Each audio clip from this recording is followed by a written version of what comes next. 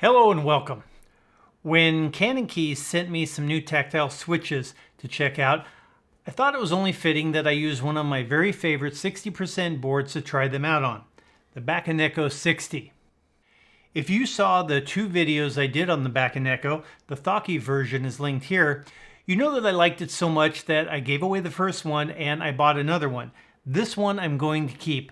The cyan blue color is really nice looking and is able to match so many of my keycaps, and while CannonKeys stresses that the paint jobs are not perfect, they've done a really good job on this.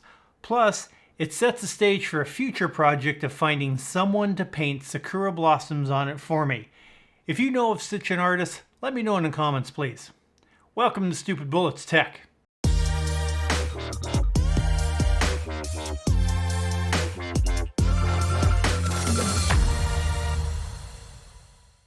While CannonKeys did send these switches to me, this review and my thoughts are my own. One of the things I like and appreciate about this company is that they are not afraid to try new things.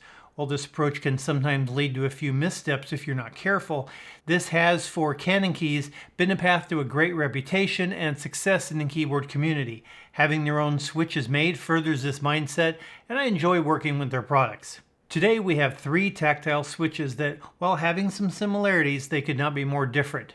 The Anubis, the Cerulean, and the Neapolitan. Someone at CannonKeys likes ice cream. The Anubis switch from Duroc was designed by Chewy and Osiris TV from Mechs on Deck. Fantastic streamers, by the way, and features their color theme throughout. And fun fact, it's named after Osiris TV's dog. It's a full nylon housing with a palm stem and has a great bottom out sound. The spring is 65 grams and it comes factory lubed, and they run 65 cents each. The Cerulean switch by Duroc also comes in a full nylon housing, but it is the very lightest shade of translucent blue with a palm stem and is factory lubed. Cerulean, by the way, was first used in the 1500s and it meant heavenly sky. The color is really pretty. The spring is 65 grams and, like the other options in this review, comes in packs of 70, 90, or 110. It retails for 65 cents as well. The last switch in our review is the Neapolitan. At 70 cents, it is a little bit more expensive than the others, but offers a really unique experience. If you've been around a bit, you may have heard of the Zyko, a Frankenstein switch that was expensive to make as it used a Zelio V2 bottom, a panda top, and a halo stem. The Neapolitan is not the perfect Zyko, but it is very close at much less cost. Manufactured by Texi, it has a PC housing and a palm stem. It is by far the smoothest feeling of the three choices, with a two-stage 63.5 gram extended spring and very little bump. The only lube on these is the spring, which was done sparingly. The Bakeneko makes a really good test bed to swap out switches quickly, so much that instead of showing you the three switches in the middle of the board, a full swap only takes a short time. All sound tests, by the way, are done with completely stock switches, and while I will lube and film these later and expect it to net me positive results, I wanted to show the switch in its stock form. Here is the Anubis.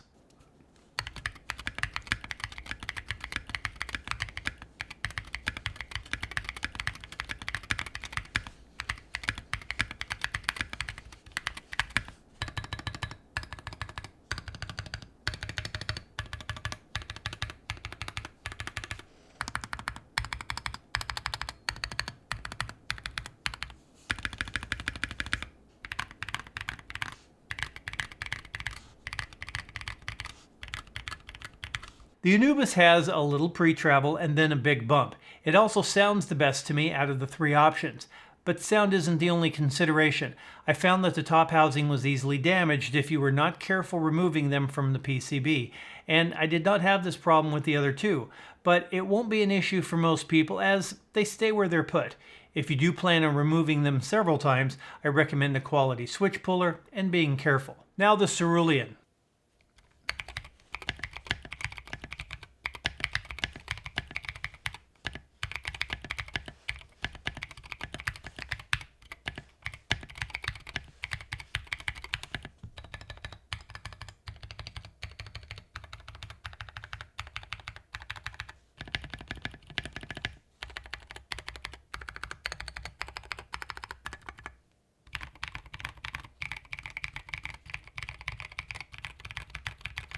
Is easily the prettiest of all three switches with its translucent housing, which I'm always a fan of. It has slightly more pre-travel than the Anubis, which translates into a softer feeling activation as the bump is further down the stroke. The bottom out and overall sound of the switch is the quietest of the three, and is expected since it has the shortest pull. I think a lot of people are really going to enjoy this switch, especially if you're a light typist. And finally, the Neapolitan.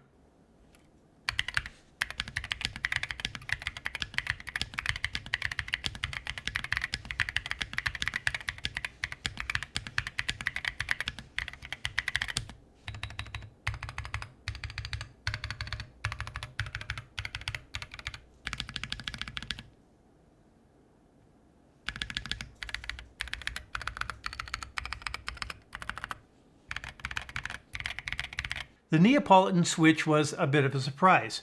While my calipers are not accurate enough to measure past tenths of a millimeter, they pushed into the plate with less force than the other two and seated much more easily. This may be the result of a smaller housing, but I could not verify this with my current tools.